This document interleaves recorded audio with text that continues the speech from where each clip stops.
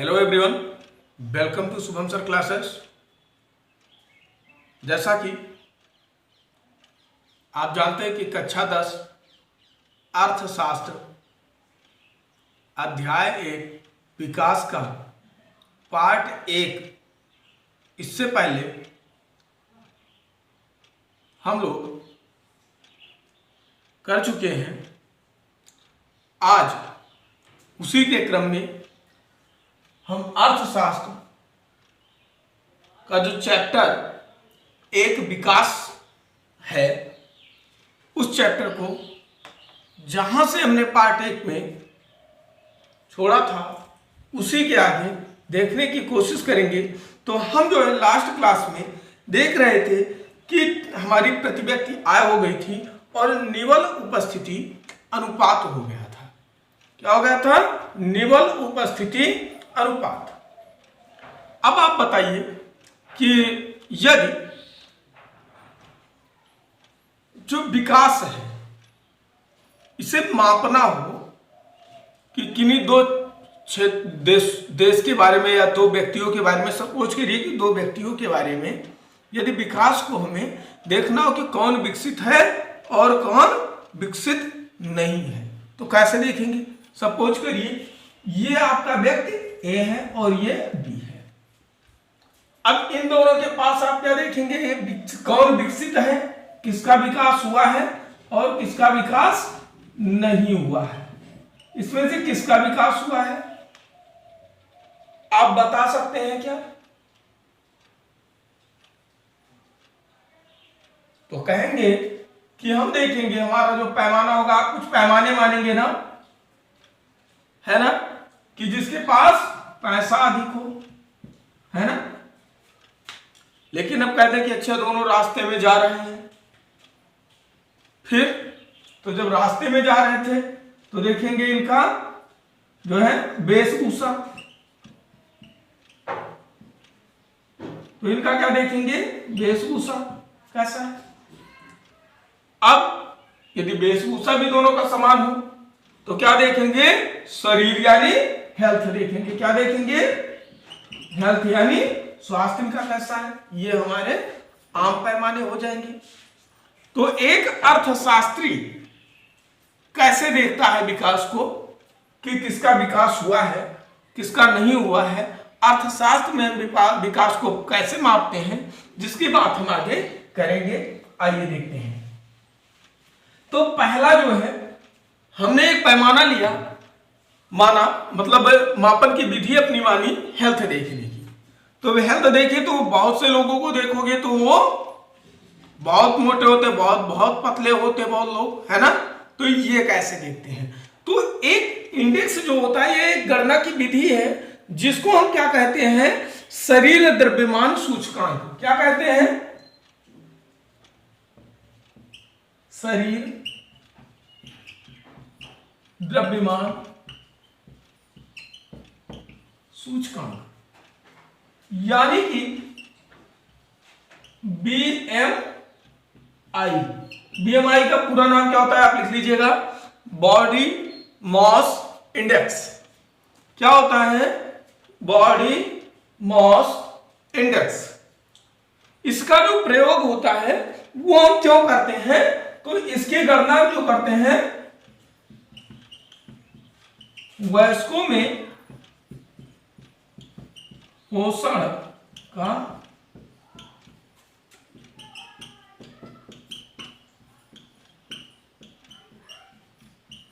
लिए किसकी गणना करते हैं? BMI, है ना। क्या करने के लिए? वयस्कों में पोषण का पता लगाने के लिए। अब हम गणना इसकी कैसे करेंगे? आप साथ साथ नोट कीजिएगा। गणना कैसे करते हैं? तो गणना करने के लिए हमें क्या होगा कि जो संबंधित व्यक्ति है, जिसके बारे में हमें गणना करनी है, उस व्यक्ति का हम क्या लेंगे? पहले उसको क्या करेंगे? वजन करेंगे। क्या करेंगे? वजन करेंगे। अब वजन करेंगे तो वजन हम कह सकते हैं चाहे ग्राम में भी ले सकते हैं, किलोग्राम में भी ले सकते हैं। तो वजन का जो मानक हमारा होगा क्या होगा? केजी होगा। क्या होगा? केजी होगा। फिर उसकी हम लंबाई लेंगे, ये किसकी, शरीर का वजन और शरीर की लंबाई। अब शरीर की लंबाई का पैमाना क्या होगा, जब मीटर में भी ले सकते हैं, इंच में ले सकते हैं, सेंटीमीटर में ले सकते हैं। तो जो वजन का पैमाना होगा ये क्या होगा, मीटर में, इसमें मीटर में। ये दो पैमाने हमें जरूरत होगी व्यक्ति से संबंधित जानकारी कलेक्ट करने की, गणना करने के लिए। अब हमने जो है वजन ले लिया और लंबाई ले लिया, अब हम गणना कैसे करेंगे। तो गणना करने के लिए जो हमारा सूत्र होगा वो सूत्र हमारा क्या होता है, बीएमआई बराबर, बीएमआई का जो सूत्र होता है, यानी ये बीएमआई ज्ञात करने का जो सूत्र होगा ये क्या होगा, तो हम लेते हैं, तो हम मानेंगे कि भार, पहले भार यानी व्यक्ति के शरीर का वजन बटे व्यक्ति के शरीर की लंबाई, जिसकी यूनिट क्या होगी, मीटर, है ना। और इसको क्या करेंगे, स्क्वायर करके इससे भाग दे देंगे। तो यहां हमारा क्या निकलेगा, शुद्ध रूप से हमारा क्या निकल के आ जाएगा, बीएमआई, है ना। यहां तक देखिए क्लियर है।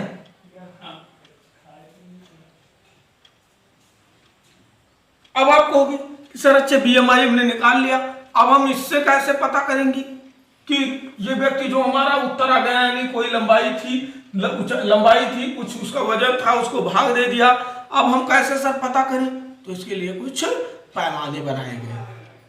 यदि यह बीएमआई जो है, क्या बीएमआई की 3 श्रेणियां बनाई गई। पहले अल्पकोशित, क्या है,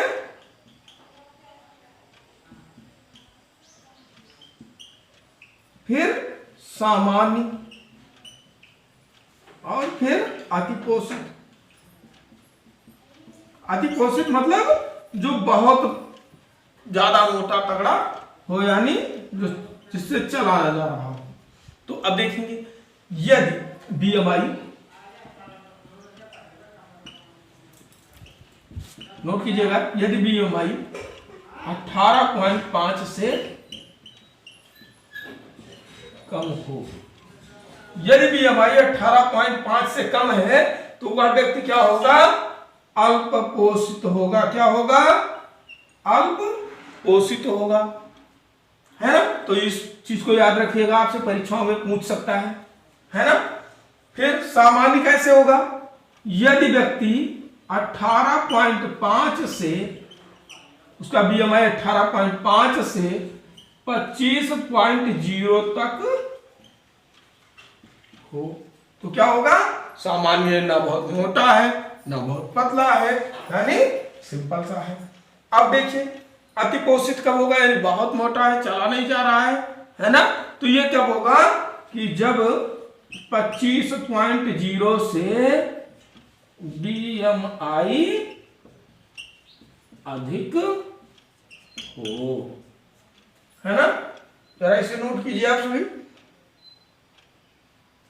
इतनी चीज समझ में आई कि बीएमआई अगर 18.5 से कम है तो अल्पपोषित, ये 18.5 से 25.0 की मध्य है तो क्या हो जाएगा, सामान्य हो जाएगा। और यदि 25.0 से अधिक है तो अतिपोषित हो जाएगा।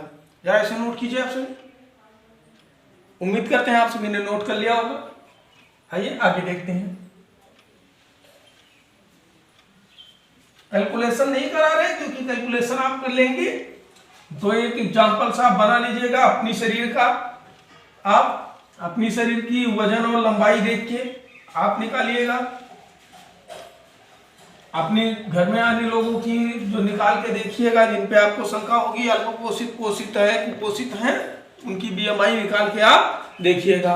अगला आपका क्या आता है, जो टॉपिक है आपकी एनसीईआरटी में, वो है मानव विकास रिपोर्ट, यानी HDI।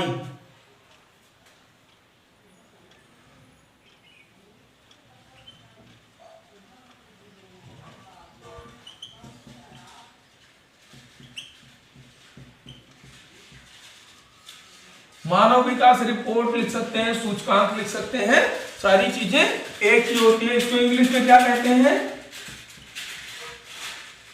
HDI, यानी human development index.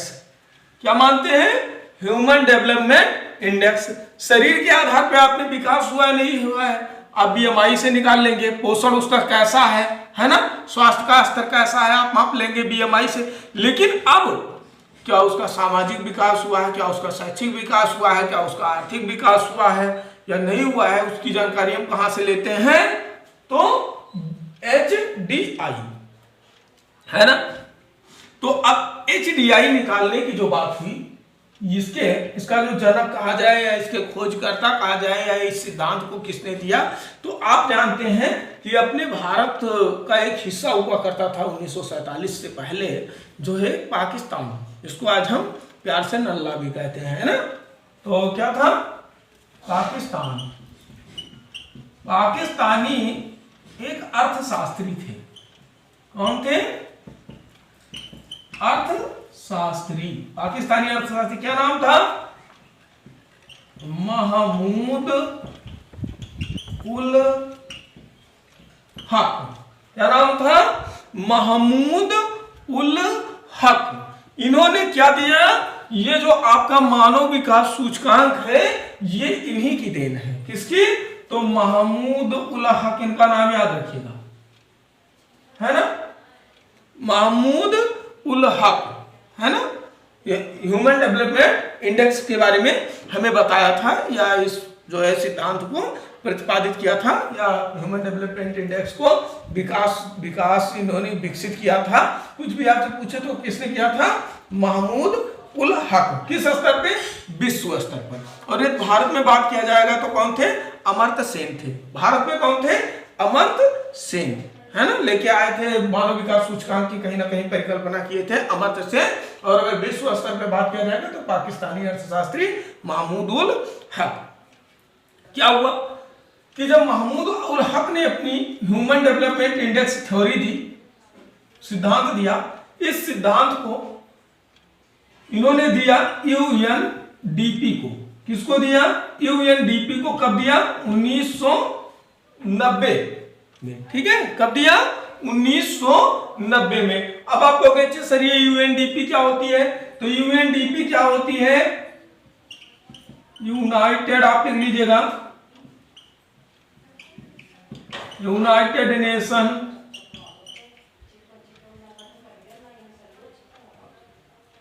Development programme. क्या होता है? यूनाइटेड नेशन डेवलपमेंट प्रोग्राम, यानी संयुक्त राष्ट्र विकास कार्यक्रम। क्या? संयुक्त राष्ट्र विकास कार्यक्रम। इन्होंने क्या किया? 1990 में दिया, और इन्होंने यहीं से जो है देश जो है 1990 में इन्होंने दिया, और यहीं से यूएनडीपी ने 1990 से क्या किया? HDI जारी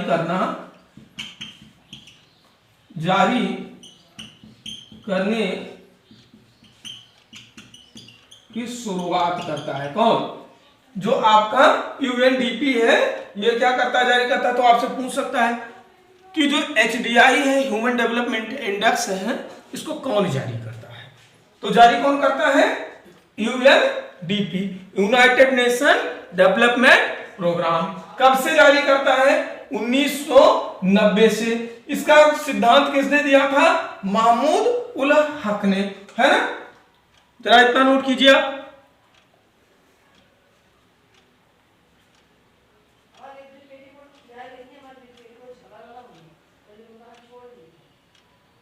नोट किया?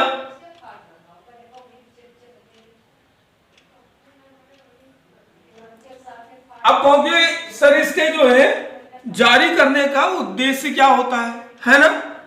क्या उद्देश्य क्या होता है? तो इसका उद्देश्य क्या है? लिखिए,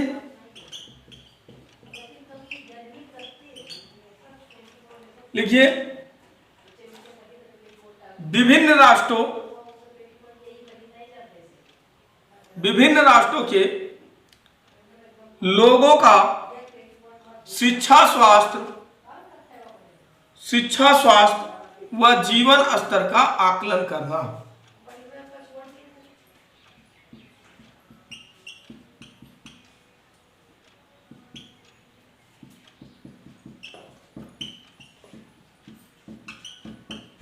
लोगों का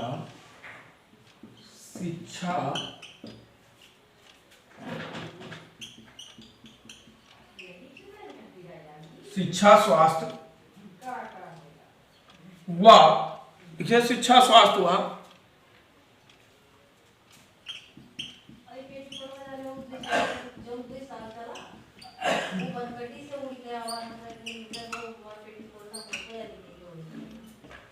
करना। उद्देश्य क्या था?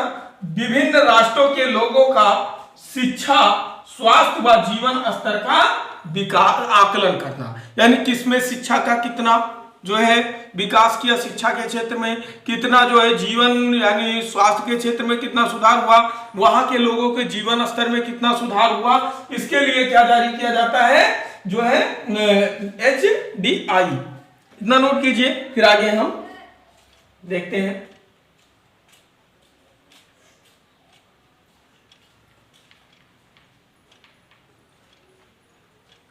उम्मीद करते हैं आपने नोट कर लिया होगा।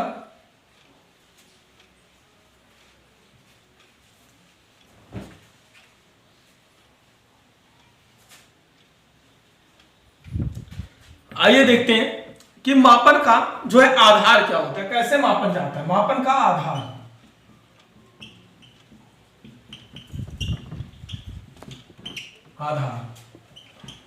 तो मापन का जो आधार है, ये जिस राष्ट्र का मापन करना होता है उसकी प्रति व्यक्ति आय यानी पर कैपिटा इनकम लिया जाता है। उस राष्ट्र के लोगों का शैक्षिक स्तर है ना, कि शिक्षा के क्षेत्र में उन्होंने कैसा विकास किया है। स्वास्थ्य का स्तर, स्वास्थ्य का स्तर, जैसे जन्म दर मृत्यु दर आप देखते हैं ना, मृत्यु दर जहां की अधिक होगी वहां का स्वास्थ्य व्यवस्था जो है वो सही नहीं है, जहां का कम होगा वहां की सही है। अब यदि आप बात करेंगे अपनी एनसीईआरटी में, इसमें जो आपकी पुस्तकें चलती हैं, अभी तो नई एनसीईआरटी का जो है कहीं ना कहीं छपाई नहीं हो पाई, नई एनसीईआरटी आप तक नहीं पहुंच पाई है, पुरानी एनसीईआरटीज है। तो जब पुरानी एनसीईआरटीज में आप देखते हैं तो वहां पे आपको डेटा मिलता है जो है 2014 का। किसका मिलता है? HDI 2014। फिर मैं नया डेटा आपको अपडेट करवा दूंगा। HDI 2014 का डेटा मिलता है किसमें? पुस्तकों में।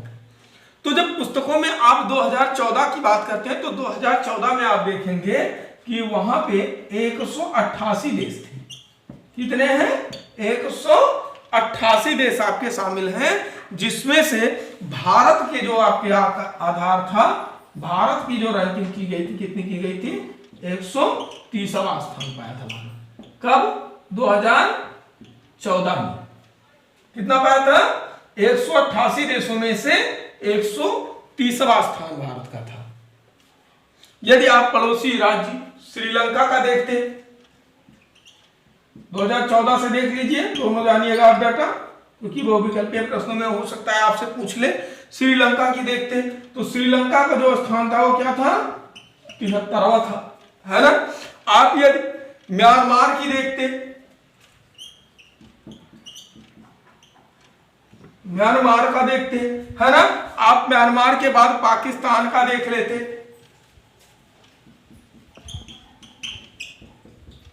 आप ओली जी को कहां भूल जाएंगे, नेपाल का देख लेते, है ना, आप जो है बांग्लादेश का देख लेते। इनका जरा आप नोट कर लीजिएगा। बांग्लादेश की यदि रैंकिंग देखते तो कितनी थी? 142 थी। यदि आप नेपाल का देखते तो इनका स्थान कितना था? 145 था। यदि आप पाकिस्तान का देखते तो 147 था। यदि आप म्यांमार का देखते तो म्यांमार का कौन सा स्थान था? 148वां, है ना, स्थान था। तो इन स्थानों को भी आप जरा नोट कर लीजिएगा।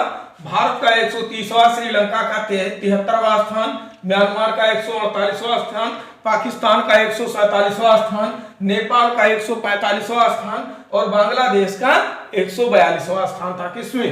HDI में।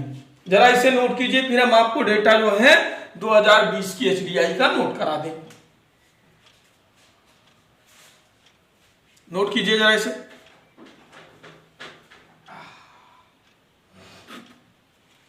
उम्मीद करते हैं आपने नोट कर लिया होगा।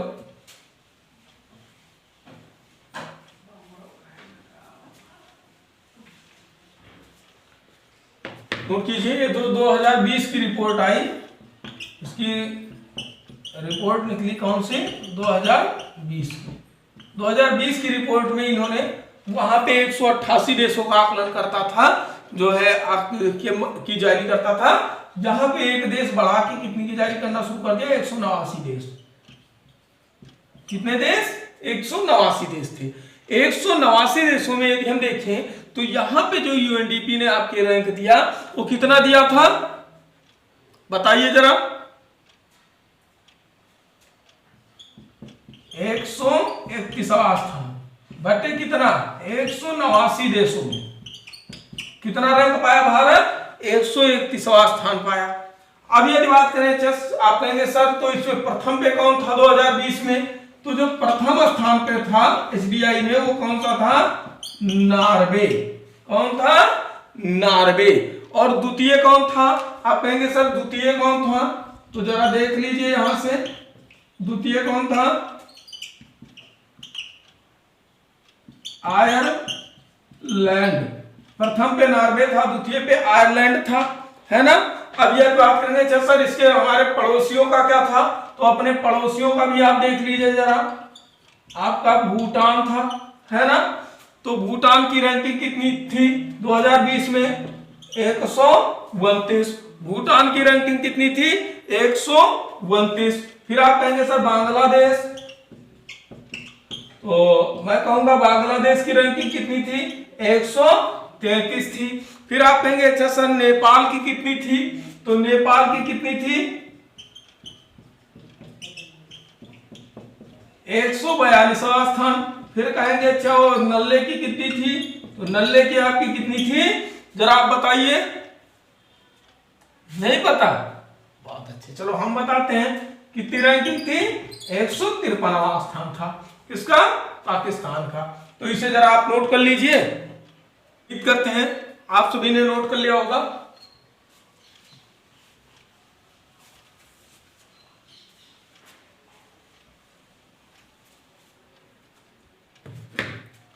अब कहते हैं अगली टॉपिक हमारी आती है विकास की धारणीयता।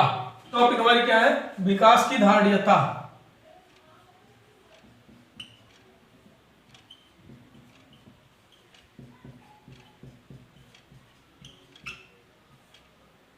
विकास की धारणीयता। अब यदि हम बात करें तो एक ये आती है धारणीयता। इसका मतलब क्या होता है? आप सतत समझिए। सतत इंग्लिश में इसी को कहते हैं सस्टेनेबल।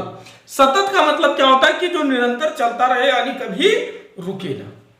तो अब हमने तो अपना विकास कर लिया, जो कहते हैं कि संसाधन है, संसाधन से हम विकास, मनुष्य विकास करता है ना, उसे अपनी आवश्यकता अनुसार परिवर्तित करके, और मनुष्य अपना विकास संसाधनों की सहायता से करता रहता है। क्या यदि प्राकृतिक संसाधन ना होते तो क्या हम विकास कर सकते थे? आप कहेंगे नहीं, क्योंकि मान लीजिए कि आपके पास पेट्रोल नहीं है ना। आप किसी ऑफिस में वर्क करते हैं, कुछ भी काम करते हैं, जाते हैं, आप बाइक से जाते हैं, 4 व्हीलर से जाते हैं ना। अब आपके पास जो है कहीं ना कहीं जो डीजल और पेट्रोल है ये खत्म हो जाए, आपके घर में पानी आना बंद हो जाए, जो भूगर्भ से जल आता है बंद हो जाए, ग्लोबल वार्मिंग का प्रभाव बढ़े, टेम्परेचर अभी आप देखते हैं कि 50 डिग्री के आसपास छूने को जा रहा है ना। यही तापमान जो है 60 डिग्री 65 डिग्री पहुंच जाए, क्या करेंगे? क्योंकि आज हमें तो पेड़ नहीं चाहिए। हमें पेड़ क्यों चाहिए? हम तो घर पे पंखे लगा लेंगे, है ना, कूलर लगा लेंगे, ज्यादा जरूरत होगी एसी लगा लेंगे, क्या जरूरत है पेड़ों की, है ना। तो ये जो है मैं टॉपिक यही पढ़ाती कि नहीं पंखे मत लगाइए, कूलर मत लगाइए, बल्कि क्या करिए, एक वृक्ष लगा दीजिए, है ना, एक वृक्ष लगा दीजिए, ताकि जो ग्लोबल वार्मिंग का प्रभाव है, वैश्विक तापन है बढ़ रहा है, वो धीरे धीरे कंट्रोल हो यदि हम सभी लोग एक पेड़ दो पेड़ लगाना शुरू करें। आइए देखते हैं तो ये क्या होती है धारणीयता की विकास। देखिए तो आप बहुत सिंपल से शब्दों में आप समझिएगा, आप परीक्षा में ऐसा लिखिएगा कि जो हम संसाधनों का दोहन करते हैं, यानी जो अनवीकरणीय संसाधन है ना, हमने आपको पढ़ा था, आइए जरा यहां बता देता हूं, भूगोल में आप देखते हैं संसाधन जब देखते हैं हम, थोड़ा सा आप समझिए, जब हम संसाधन देखते हैं तो संसाधनों का वर्गीकरण दो भागों में करते हैं, एक हमारा होता है नवीकरणीय, है ना, और एक होता है अनवीकरणीय। अब नवीकरणीय संसाधन जो है उनका उपयोग तो कर लीजिए, कोई दिक्कत नहीं, लेकिन जो अनवीकरणीय हैं इनका उपयोग अधिकतर मत कीजिए। अगर आप अनवीकरणीय का उपयोग कर लेंगे तो कल आने वाली पीढ़ी आपका क्या उपयोग करेगी, उसके लिए क्या मिलेगी। आप अगर देखना चाहते हैं कि कैसे होगा तो जरा श्रीलंका की स्थिति पे गौर कीजिएगा। आप पैसे बहुत रख देंगे घर में, है ना, लेकिन घर के भूगर्भ का जल खत्म कर देंगे आप, है ना। आप पेड़ों को काट काट के टेम्परेचर जो कर देंगे कितना, 65 डिग्री, तो क्या आपकी आने वाली पीढ़ी उन पैसों की सहायता से जी सकेगी? नहीं ना। डीजल पेट्रोल नहीं होगा तो आने वाली पीढ़ी क्या बैलगाड़ी लेके घूमेगी? आप तो आज जीवाश्म ईंधनों का प्रयोग कर लेंगे, लेकिन आने वाली पीढ़ी बैलगाड़ी लेके घूमेगी। तो क्या आप आने वाली पीढ़ियों के लिए क्या कर रहे हैं?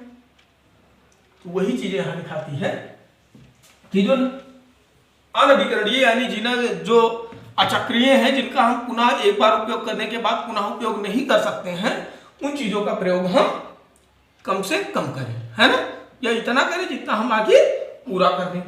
जैसे आप देखेंगे कि आपकी जो है एक रिपोर्ट पब्लिश हुई थी, जो रिपोर्ट आपकी थी 2014 जून 2014 में पब्लिश हुई।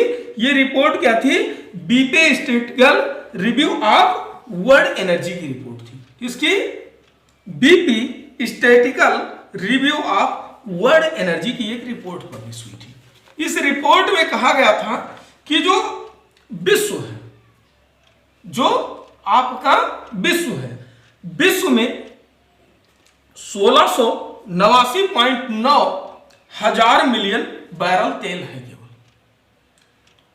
गौर कीजिएगा, 1689.9 हजार मिलियन बैरल तेल है केवल, जो कि यदि जो डेटा कब तक था, जून 2014 का, में जितना हम उपयोग कर रहे थे उस अनुसार यदि हम उपयोग करते चले जाएं तो 53.3 कितने 53 वर्ष, और 3 का मतलब आप 12 से देखिएगा लगभग 3.5 महीने, है ना, 53.3 महीने, 53 वर्ष 3 महीने में वो पूर्णतया समाप्त हो जाएगा। अब आप देखिए 2014 में कितने वाहन चलते थे, कितना तेलों की आवश्यकता थी। फिर परिकल्पना कीजिए कि 2017 में कितने तेलों की आवश्यकता है, और 17 में कितनी थी, फिर 2022 में कितनी आवश्यकता है, लगभग डबल कर दिए होंगे ना आवश्यकता। तो क्या वो 20-25 वर्ष से ज्यादा चलेगी? 20-25 वर्ष बाद जब नहीं होगा तो क्या बैलगाड़ी लेके घूमोगे, क्या करोगे? तो इसलिए हमें सतत यानी सस्टेनेबल का प्रयोग करना है ना। यानी आप देख सकते हैं सतत का मतलब क्या होता है। आप सरकार ने जारी किया है, मैं कहता रहता था आपसे ऑफलाइन कक्षाओं में भी कि आप जो है, आपको एक याद कराता था मैं, एसडीजी के गोल है ना, सस्टेनेबल डेवलपमेंट गोल, अभी मैं यहां भी आपको नोट करवा दूंगा। सस्टेनेबल डेवलपमेंट गोल जो 17 थे आपके ना, 17 गोल है। अभी आपने पिछली 12 जून को उत्तर प्रदेश पीसीएस की परीक्षा हुई, आपकी परीक्षा की पॉइंट आप भी उसे बता रहा हूं, उत्तर प्रदेश की सबसे बड़ी परीक्षा, सस्टेनेबल डेवलपमेंट गोल को मैच कराने के लिए 4 गोल, 10वां 9वां 10वां 11वां 12वां ऑप्शन और 4 गोल लिख दिए गए, मैच कराइए कौन से नंबर का कौन सा गोल है। वहां पे आपको मैंने यहां पे याद करवाया था। आप कंटेंट की लेवल देखिए, मैं आपको एकेडमिक लेवल पे याद करवा रहा हूं, पूछ कहां रहा है वहां पे परीक्षा है ना। तो अभी मैं एक बार फिर पुनः आपको नोट करवा दूंगा, 17 गोल बोल के मैं नोट करवा दूंगा आपको, आप देखिएगा। तो इसका मतलब क्या होता है, आप देखें कि जो धारणीयता होता है, धारणीयता मतलब धारण करना, ठीक, या सतत रूप से चलती रहे। आप कह सकते हैं कि विकास की वह अवस्था होती है, यानी सस्टेनेबल डेवलपमेंट क्या होता है। तो आप देखें, इसको हम लिख सकते हैं सस्टेनेबल डेवलपमेंट यानी SD, है ना, SD लिख सकते हैं, यानी सस्टेनेबल डेवलपमेंट, है ना। अब यदि हम बात करें तो अपनी, आप लिखिए अपनी वर्तमान आवश्यकताओं में संसाधनों का प्रयोग, अपनी वर्तमान आवश्यकताओं में संसाधनों का प्रयोग भावी पीढ़ी, भावी या लिख लो भविष्य की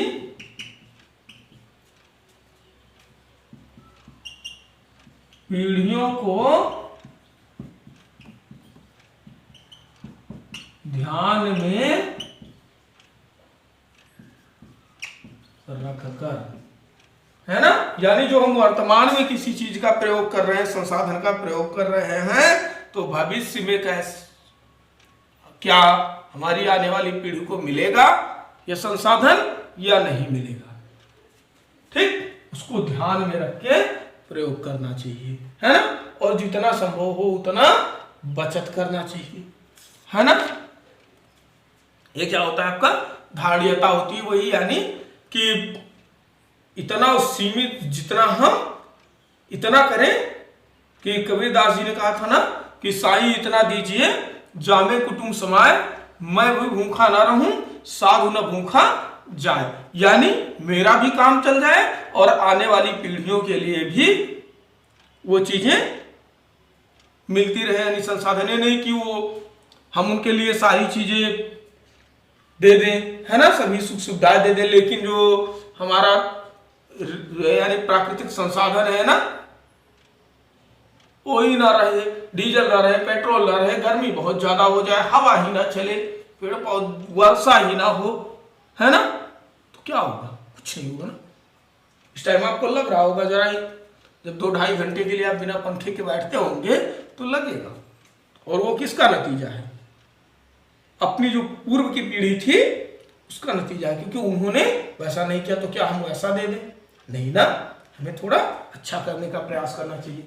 अब आइए जरा हम, जो सरकार ने या संयुक्त राष्ट्र ने अपना जो एक कार्यक्रम, यानी भारत सरकार भी उसका पालन कर रहे हैं, भारत सरकार ने लक्ष्य बनाया, क्या बनाया, SDG, इसका पूरा नाम क्या होता है, सस्टेनेबल डेवलपमेंट गोल, यानी सतत विकास लक्ष्य। क्या होता है,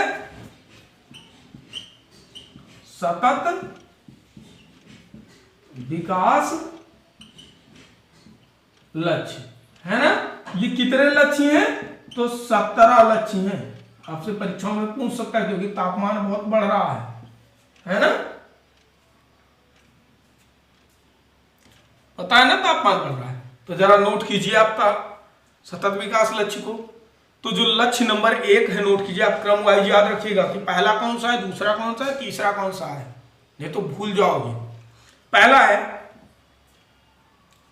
लक्ष्य गरीबी की पूर्णतः समाप्ति। क्या है, गरीबी की पूर्णतः समाप्ति। दूसरा लिखिए भूखमरी की समाप्ति, अभी आपने देखा होगा पहले कि हंगर इंडेक्स आता है ना, हंगर इंडेक्स में भी भारत का लगभग 130वां 31वां स्थान है ना। क्योंकि भूखमरी से भी लोग मरते हैं, तो सरकार का दूसरा लक्ष्य जो है भूखमरी की समाप्ति। तीसरा आपको हमने पढ़ाया था कि शिशु मृत्यु दर ना, तो अगला क्या है, अच्छा स्वास्थ्य और अच्छा जीवन स्तर, अच्छा स्वास्थ्य और अच्छा जीवन स्तर, नोट कीजिए। चौथा, गुणवत्तापूर्ण शिक्षा, गुणवत्तापूर्ण शिक्षा। इसका यदि आप फीडबैक, जैसा कि आप फीडबैक मुझे दे रहे हैं, इसमें मेरा सा एक छोटा सा योगदान है, क्योंकि सोशल की पढ़ाने की क्या विधा होती है ये आप बखूबी जानते हैं। मेरी जो विधा है, जो मैं अपनी तरफ से कर पा रहा हूं, वो तो हो ही रहा है। पांचवा लिखिए, लैंगिक समानता। क्या? लैंगिक समानता, यानी जो लिंगानुपात था ना, समान करना। अब आप कहोगे नहीं, बेटी पढ़ाओ बेटी बचाओ करके तो 1020 पहुंचा दिया ना, पढ़ाए थे ना पार्ट एक, देखिएगा जरा, वहां पे हमने बताया ना 1020 पहुंचा दिया। तो अब अगर 1020 भी पहुंच गया, जनगणना में भी ऐसा आ जाएगा, तो फिर पुरुषों की संख्या में भी वृद्धि करना पड़ेगा, करवाएगी सरकार, है ना। वही लैंगिक समानता, यानी सरकार का लक्ष्य क्या है कि 1000 अनुपाते 1000 होना चाहिए, है ना, यानी दोनों समान हो, है ना। चलिए अगला लिखिए, 6 नंबर, साफ पानी और स्वच्छता, यानी पानी साफ मिले आपको पीने के लिए, है ना। आपके जो है देश में स्वच्छ भारत मिशन चल रहा था, है ना, उसी के तहत उसी को आगे बढ़ा के, यानी स्वच्छ हो भारत, है ना। महात्मा गांधी जी का सपना साकार हो, एक कदम स्वच्छता की ओर, है ना। 7वां, सस्ती और स्वच्छ ऊर्जा, सस्ती और स्वच्छ ऊर्जा। अब आप जानते हैं जो आपके घरों में विद्युत आती है, बिजली का सप्लाई होता है, ये किससे बनती है? कोयले की वाली ऊर्जा होती है ना। अब इससे जो है फ्लाई ऐश निकलेगा, है ना, कोयला जलाने से, तो वो क्या होता है, पर्यावरण के लिए नुकसानदायक होता है। यदि हम सोलर एनर्जी का प्रयोग करें, है ना, जो है, या टरबाइन लगा के बांध बना के जल से वो विद्युत बनाए, है ना, या फिर हम पवन ऊर्जा का प्रयोग करें, तो क्या हो जाएगी, सस्ती भी होगी और स्वच्छ ऊर्जा भी होगी। जैसे आपके घरों के ऊपर सोलर पैनल लगे होंगे, है ना। 8वां, सरकार का 8वां लक्ष्य है अच्छा काम और आर्थिक विकास, आपको अच्छा काम मिले और आपके आर्थिक विकास हो, है ना। 9वां लिखिए, उद्योग नवाचार। नवाचार का मतलब क्या होता है? नवीनीकरण, यानी ना ऑनलाइन क्लासेज जब हो जाती हैं, पहले आप देखते थे कि ऑफलाइन क्लासें होती थी, अब आप कहीं भी देखें कोविड के बाद तो ऑनलाइन क्लासों का प्रसार हुआ। भी क्या है? शिक्षा में नवाचार है, ऐसे उद्योगों में भी नवाचार किया जाए। जैसे आप पहले खरीदने कोई सामान मार्केट में जाते थे, अब मोबाइल उठाए, अब आप क्या करते हैं, उठाए मोबाइल उठाए और खोले अमेजॉन और शुरू हो गए, है ना। अमेजॉन पर, फ्लिपकार्ट पर, है ना, मीशो का ट्रेंड चल रहा है ना। तो आप क्या हो जाते, शुरू हो जाते हैं। तो क्या है, नवाचार है। लेकिन ये उद्योग की क्रांति नहीं, ये उद्योग का नवाचार नहीं, ये और नवाचार आएगा ना। उद्योग नवा लिखे, उद्योग का नवाचार और बुनियादी ढांचा का विकास। 10वां लिखिए, असमानता में कमी। असमानता में कमी, यानी जो आप देखते हैं कि धन का वितरण बहुत असमान है। कहीं 80% में 10% लोग रहते हैं और 20% में 90% लोग रहते हैं। एक डेटा था आपकी एनसीईआरटी का, मैंने पूर्व में पढ़ाया भी है ना। तो कुछ लोगों के पास, मुट्ठी भर लोगों के पास इतना सा धन और इतने से लोगों के पास मुट्ठी भर धन, है ना। यानी इस असमानता में कमी ला रहे हैं, असमानता को दूर करने का प्रयास। अगला 11वां लिखिए, टिकाऊ शहरी और सामुदायिक विकास, यानी ऐसा विकास कि जो अल्पकालिक ना हो, दीर्घकालिक विकास हो और सामुदायिक विकास हो, यानी पूरे एक व्यक्ति का विकास ना करें, पूरे समुदाय का विकास करें, है ना। 12वां लिखिए, जिम्मेदारी के साथ उपभोग और उत्पादन, जिम्मेदारी के साथ उपभोग और उत्पादन, है ना। यानी कितना हमें उपभोग करना है उतना ही उतना उपभोग करें, कितना हम उत्पादन कर पा रहे हैं, है ना। इन चीजों का ध्यान रखिए। 13वां, जलवायु परिवर्तन। क्या जलवायु परिवर्तन का लक्ष्य सरकार ने लिया, क्योंकि जलवायु परिवर्तित हो रही है ना। आपको भी पहले मैं बात ही कर रहा था, आपका भी काम है, आप भी अपने स्तर से वृक्षारोपण कीजिए, एक पौधा लगाइए, है ना। एक पौधा लगा देंगे तो बड़ा होगा तो हमें जो है ऑक्सीजन देगा। अगला 14वां लिखिए, पानी में जीवन, यानी जल संरक्षण करना, जल की बर्बादी ना करना, है ना। 15, भूमि पर जीवन, यानी जैव विविधता। आप देख रहे हैं ना समाप्त होती जा रही है जैव विविधता, बायोडाइवर्सिटी कितनी कुछ संकटाग्रस्त। आगे आपको जो भूगोल का चैप्टर पढ़ाएंगे ना तो उससे पढ़ाएंगे। भूमि पर जीवन की यानी जैव विविधता, वहां पे हम पढ़ाएंगे आप। तो भूमि पर जीवन 15 नंबर हो गया।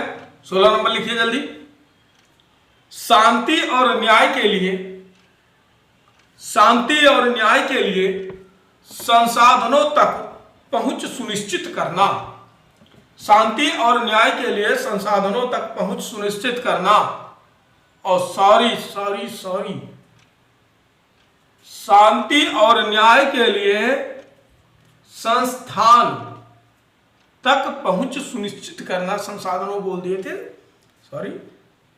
शांति और न्याय के लिए संस्थान तक पहुंच सुनिश्चित करना। अगला लिखिए 17 नंबर, लक्ष्य प्राप्ति के लिए सामूहिक साझेदारी, लक्ष्य प्राप्ति के लिए सामूहिक साझेदारी। अब इन 17 लक्ष्यों को आप रट डालिएगा क्रमानुसार, है ना। आपको जो लिखा है इसको नोट कर लीजिएगा। यदि अभी आपने पार्ट 1 नहीं देखा है तो देख लीजिएगा, है ना, क्योंकि आपका जो पार्ट 1 है ये बहुत महत्वपूर्ण है। मैंने पार्ट 1 में बताया कितना महत्वपूर्ण, कहां से क्या पूछा जाता है, इंटरलिंक किया था। अब हमें यहीं से आज की इस कक्षा से विदा लेने की अनुमति दीजिए। यदि आपको वीडियो अच्छा लगा हो तो वीडियो को लाइक कीजिए। यदि आपकी कोई प्रतिक्रिया है तो उन्हें हम तक पहुंचाइए। और आपके अनुसार जिन्हें इस वीडियो की आवश्यकता हो उन्हें शेयर कीजिए, क्योंकि आपका सपोर्ट ही हमें ऊर्जा देता है। कुछ व्यस्तताएं थी जिस कारण से हम अब तक कक्षाएं नहीं ले पा रहे थे, परंतु अब उन व्यस्तताओं से काफी दूर आ चुके हैं। अब आपकी कक्षाएं नियमित रूप से संचालित रहेंगी। मिलते हैं अगले वीडियो में, तब तक के लिए नमस्कार, जय हिंद।